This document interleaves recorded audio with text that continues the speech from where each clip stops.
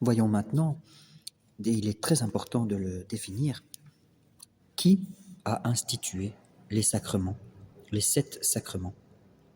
Le baptême, la confirmation, le mariage, le sacrement de l'ordre, le sacrement de l'Eucharistie, le sacrement de l'extrême-onction. Nous avons à voir maintenant de qui nous avons reçu ces sacrés et divins mystères. Car on n'en saurait douter, la dignité et la grandeur de celui qui donne ajoutent singulièrement à l'excellence du bienfait. Or, cette question ne peut soulever aucune difficulté. Prenons l'exemple. Si c'est une simple personne qui nous donne 100 €, eh bien, nous serons heureux d'avoir eu 100 €. Mais si c'est le roi qui nous donne 100 €, nous aurons l'immense privilège d'avoir reçu 100 € de la part du roi. Eh bien, ici, c'est un peu la même chose. Puisque c'est Dieu qui nous rend justes, et que les sacrements ne sont autre chose que des instruments merveilleux qui nous communiquent la justice, il est évident que nous sommes obligés de reconnaître le même Dieu comme auteur en Jésus-Christ de la justification et des sacrements. D'ailleurs, ces sacrements possèdent une vertu et une efficacité qui pénètrent jusqu'au fond de notre âme. Or, Dieu seul a le pouvoir de descendre ainsi dans les esprits et dans les cœurs. C'est donc Dieu lui-même qui a institué les sacrements par Jésus-Christ, comme nous devons croire d'une foi ferme et inébranlable que c'est lui qui en dispense intérieurement les effets. C'est le témoignage que Jésus-Christ lui-même en donna à saint Jean-Baptiste, lorsqu'il dit, dans l'évangile de Jean, « Celui qui m'a envoyé baptiser dans l'eau m'a dit » c'est Jean-Baptiste qui dit, celui qui m'a envoyé baptiser dans l'eau m'a dit, celui sur qui vous verrez le Saint-Esprit descendre et se reposer, celui-là baptise dans le Saint-Esprit. Donc, le Père a dit à Jean-Baptiste que celui qu'il allait devoir baptiser, eh bien, c'est celui-là sur lequel, c'est celui-là qui baptise dans le Saint-Esprit. Donc, Jésus-Christ. Mais quoique Dieu soit le véritable auteur et dispensateur des sacrements, il n'a pas voulu qu'ils fussent administrés dans l'Église par des anges, mais par des hommes. Et la tradition constante des saints-pères nous apprend que pour produire un sacrement, l'office de ministre est aussi nécessaire que la matière et la forme. Or, ces ministres, dans l'exercice de leurs fonctions saintes, n'agissent pas en leur propre nom, mais au nom de Jésus-Christ, dont ils représentent la personne. Et c'est pourquoi, qu'ils soient bons ou qu'ils soient mauvais, pourvu qu'ils emploient la matière et la forme que l'Église catholique a toujours employées, d'après l'institution de Jésus-Christ, et qu'ils aient l'intention de faire ce que fait l'Église elle-même en les administrant, les sacrements qu'ils produisent et confèrent sont de véritables sacrements.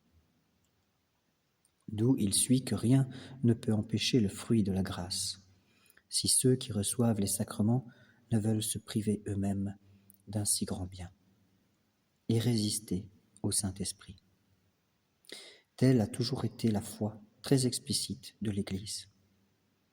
Saint Augustin le démontre très clairement dans ses disputes contre les donatistes.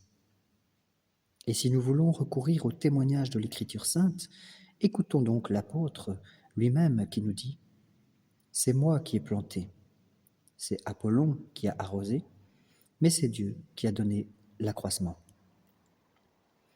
Or, ce n'est pas celui qui plante qui est quelque chose, ni celui qui arrose, mais c'est Dieu qui donne l'accroissement.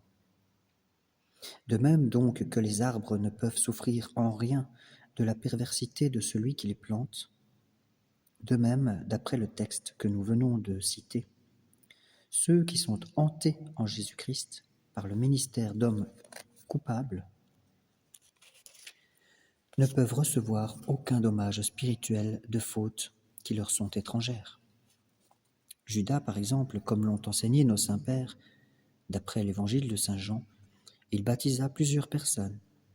Et cependant, nous ne lisons nulle part qu'aucune d'elles ait été baptisée de nouveau. Ce qui a fait dire à saint Augustin ces paroles remarquables. Judas a donné le baptême, et l'on n'a pas baptisé après Judas. Jean l'a donné aussi, et l'on a baptisé après Jean. C'est donc que le baptême que donnait Judas était le baptême de Jésus-Christ, tandis que celui que donnait Jean était le baptême de Jean. Le baptême de Jean était un baptême préparatoire à la venue de Jésus. Et certes, je continue la citation de saint Augustin, certes, nous ne préférons pas Judas à Jean, mais nous préférons à bon droit le baptême de Jésus-Christ, donné par Judas, au baptême de Jean, donné par les mains de Jean lui-même.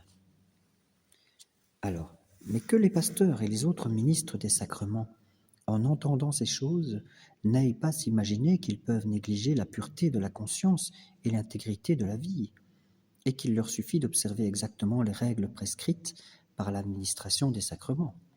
Donc il ne faudrait pas simplement être propre de l'extérieur. À coup sûr, ce point mérite toute leur attention. Mais il est loin de renfermer toutes les obligations qui se rapportent à ce ministère. Les sacrements ne perdent jamais leur divine vertu. Mais les pasteurs ne doivent jamais oublier non plus qu'ils causent la mort et le malheur éternel de ceux qui les administrent avec une conscience souillée. Il faut le répéter, en effet, on ne saurait trop le redire. Les choses saintes doivent être traitées saintement et avec un profond respect. Nous lisons dans le prophète David, dans le psaume 49, « Dieu a dit aux pécheurs, pourquoi annoncez-vous mes préceptes ? Pourquoi parlez-vous de mon alliance, vous qui haïssez ma loi ?»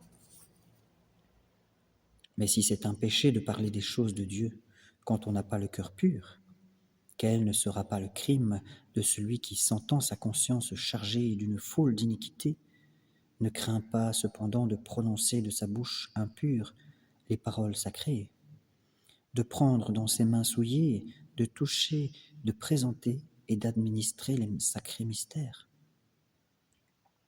Surtout quand nous entendons saint Denis affirmer qu'il n'est pas même permis aux méchants de toucher les symboles. C'est le nom qu'il donne au sacrement. Alors que les ministres des choses saintes s'appliquent avant tout à acquérir la sainteté, qu'ils apportent un cœur pur à l'administration des sacrements, et qu'ils s'exercent à la piété avec un zèle si parfait qui ne manque pas, avec le secours de Dieu, de retirer de l'administration fréquente et de l'usage des saints mystères une grâce de jour en jour plus abondante.